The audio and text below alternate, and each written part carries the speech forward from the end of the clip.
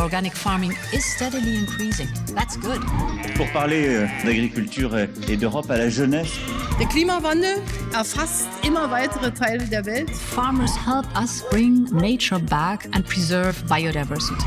Ceux qui sont dans le rouge s'en sortent quand ils font plus vert. La qualité dans ce pays, elle doit être là pour tous.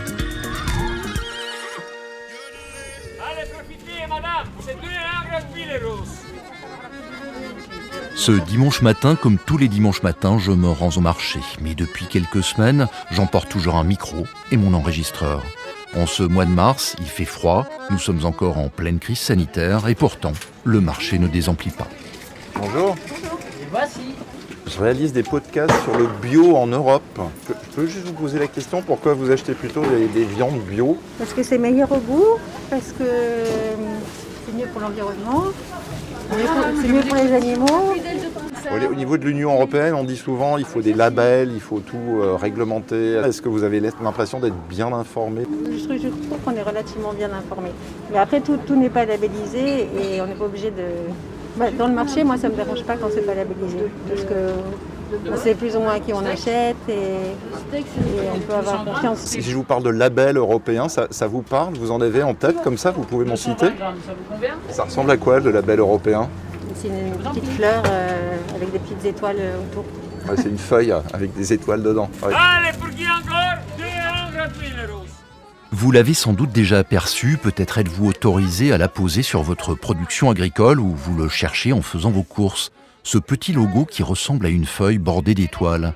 C'est le symbole du bio en Europe depuis 2010, un label qui vous garantit une production agricole respectueuse de la santé, du moins comme l'entend la Commission européenne à Bruxelles.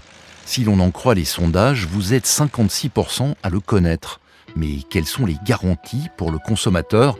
Quand il est marqué bio dessus, y a-t-il également du bio à l'intérieur ? Bienvenue dans le monde des labels bio, bienvenue dans ce 3e numéro de Nourrir l'Europe. Mon invitée aujourd'hui est la députée européenne française Irène Tolleray, économiste et vigneronne.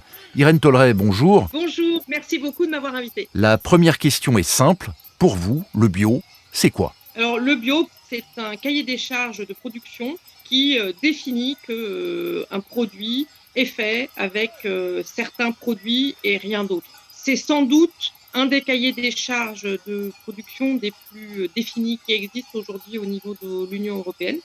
En revanche, ce n'est pas un cahier des charges qui intègre des mesures environnementales. Aujourd'hui, difficile de savoir à quel sein se vouer. Les logos bio fleurissent un peu partout. AB, Biogarantie, Écocert, Biocohérence ou encore Déméter pour l'agriculture biodynamique. Selon les règles en vigueur, le logo bio européen garantit au moins 95% d'ingrédients biologiques. Les 5% restants respectent des conditions strictes. Comment analysez-vous cette évolution, Irène Tolleray ? Je crois que nous sommes à une croisée des chemins et que l'Europe va avoir un rôle à jouer très important.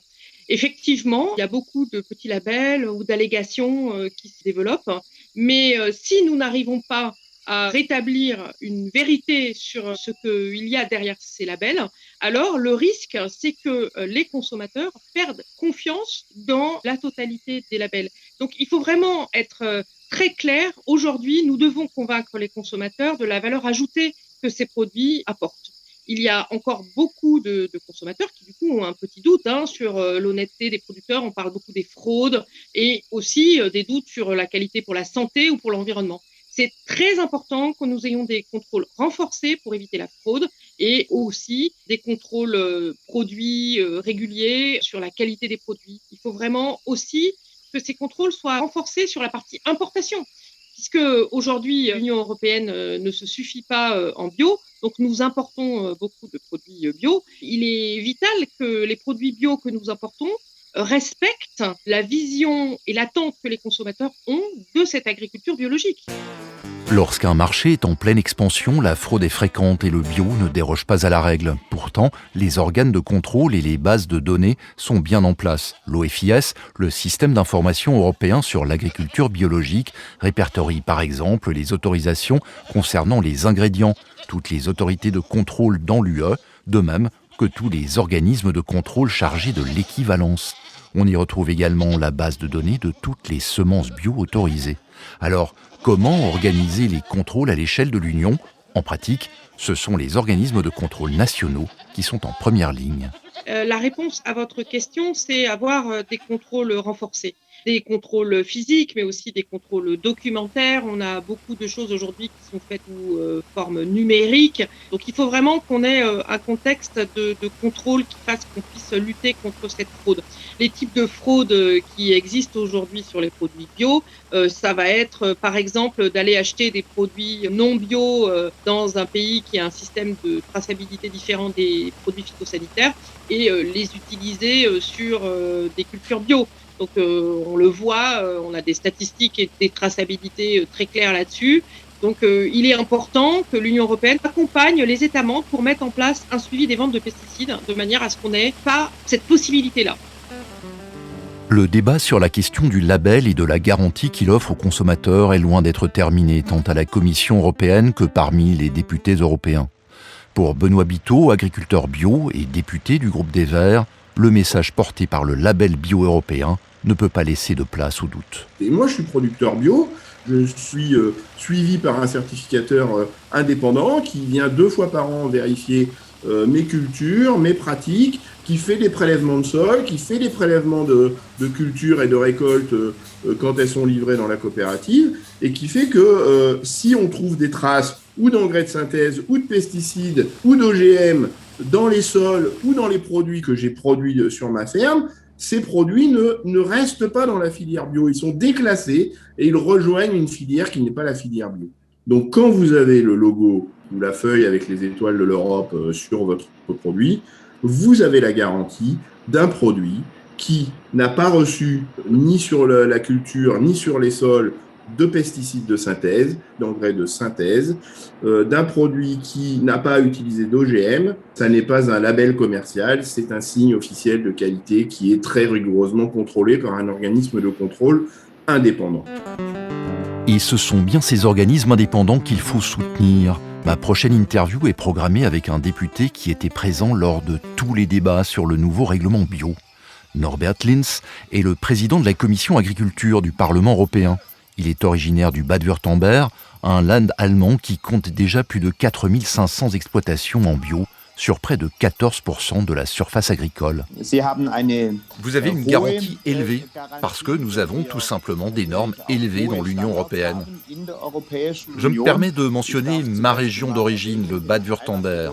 Il y a chez nous ce que l'on appelle la surveillance écologique. Nous ne disons pas simplement « nous avons des règles en Europe pour la production bio ». Non, il y a réellement des enquêtes. Et le résultat de ces enquêtes est que dans 95 à 97% des cas, toutes les règles sont respectées et que le reste ne concerne que quelques violations mineures. Ceci dit, le problème est le même en Allemagne qu'ailleurs dans l'Union. La multitude des labels sème la confusion chez le consommateur. Je peux comprendre que cela risque de semer la confusion chez l'un ou l'autre consommateur, mais je voudrais défendre le principe, car avec la réglementation biologique, nous donnons les spécifications de base de ce que l'agriculture biologique, l'exigence minimale doit être. Et les associations comme Naturland, Bioland ou Demeter ajoute quelque chose volontairement. Le consommateur qui regarde de plus près sait, avec l'un, j'ai encore plus de bien-être animal, avec l'autre, j'ai encore plus d'environnement et de protection du climat, ou parfois même le tout ensemble. À mon avis, c'est un plus, et cela se reflète souvent dans le prix, à juste titre. Mais alors, si le label bio est un réel symbole de qualité aujourd'hui, comment l'agriculture pourra-t-elle encore évoluer et innover ? La feuille bordée d'étoiles pourra-t-elle être un jour le garant de la souveraineté alimentaire européenne ? Là encore, le débat est loin d'être clos. Entre ceux qui prônent le 100% bio et ceux qui veulent voir se développer côte à côte le bio et le conventionnel, les points de vue divergent. Irène Tolleret. Aujourd'hui, en cette période de pandémie, nous avons découvert que quand les frontières se fermaient, on a besoin de manger, on a besoin de boire. Et que si on a les besoins vitaux qui dépendent d'importation, eh bien, on se met dans une situation de faiblesse surréaliste. Les produits alimentaires font partie de cette première ligne de besoins vitaux. Au niveau européen, il me paraît très important de raisonner la production alimentaire européenne sur l'ensemble du territoire européen, c'est-à-dire de façon régionalisée, de façon à ce que, si demain nous avons une nouvelle pandémie, en aucun cas nous ayons des problèmes de faim. On se souvient tous des premiers confinements où les gens se ruaient pour acheter de la farine. C'est un vrai sujet et il est important qu'on travaille dessus. Cela veut-il dire que le bio restera seulement accessible à une partie de la population ? Joue-t-il un rôle au niveau de la souveraineté alimentaire européenne ? Le rôle du bio dans cette souveraineté alimentaire, je ne sais pas si c'est comme ça que je formulerai les choses. J'aurais tendance à dire que à partir du moment où on va travailler sur la souveraineté alimentaire, on va travailler sur une relocalisation non seulement d'une certaine production agricole, mais surtout de sa transformation. En Europe, on a d'un côté des zones rurales et des zones urbaines qui se développent. Eh bien, il est important que l'agriculture que nous allons relocaliser ou dont on va relocaliser la transformation soit la plus en phase avec un concept que j'appellerais de santé globale, qui est santé humaine, santé environnementale et du coup, santé économique. Et du coup, bien entendu, le bio a sa place à jouer, mais pas en première intention. La première intention, c'est d'améliorer donc cette résilience de l'alimentation au sein de l'Union européenne. Et pour faire ça, le bio est sans doute une des meilleures solutions pour relocaliser. Pour progresser, il faudra accepter la politique des petits pas. Le bio, oui, mais pour Irène Tholleret, il devra tenir compte d'un contexte économique précis pour être compétitif au niveau mondial. Les méthodes de production, par exemple, ne sont pas les mêmes aux États-Unis et en Europe. Aux États-Unis, le revenu moyen des agriculteurs est supérieur au revenu moyen des Américains. Dans l'Union européenne, ce n'est pas le cas. Donc on est en train de dire qu'on veut prendre le virage du bio parce que c'est bon pour la santé humaine, l'environnement. On est d'accord, ça ne se fera pas si on ne tient pas les prix. Ça veut dire qu'on a une demande qui est en phase avec l'augmentation de la production. Donc j'aurais tendance à être très prudente sur, oui, on est loin des objectifs, mais il faut faire gaffe à pas aller trop vite pour ne pas faire un décrochage. Parce que pour le coup, ça coûte beaucoup plus cher à produire. Et c'est quoi la conséquence ? Si on a un décrochage prix, du coup, ce sera plus du tout intéressant d'être agriculteur dans l'Union européenne. Et ça veut dire que notre bio, il sera que importé. C'est important qu'on raisonne l'économique, le consommateur, l'environnemental, tout en même temps. L'agriculture biologique européenne, initiative locale ou marché planétaire, eh bien ce sera justement le sujet de notre 4e podcast. Merci à vous Irène Tholleret, merci également à Benoît Biteau et Norbert Linz. La semaine prochaine, mon invité sera Beate Huber, la présidente de l'Institut de recherche de l'agriculture biologique en Europe. Elle est également responsable de la coopération internationale. D'ici là, portez-vous bien, prenez soin de vous et à bientôt. Organic farming is steadily increasing. That's good. Pour parler d'agriculture et d'Europe à la jeunesse, Der Klimawandel erfasst immer weitere Teile der Welt. Farmers help us bring nature back and preserve biodiversity. Ceux qui sont dans le rouge s'en sortent quand ils font plus vert. La qualité dans ce pays, elle doit être là pour tous.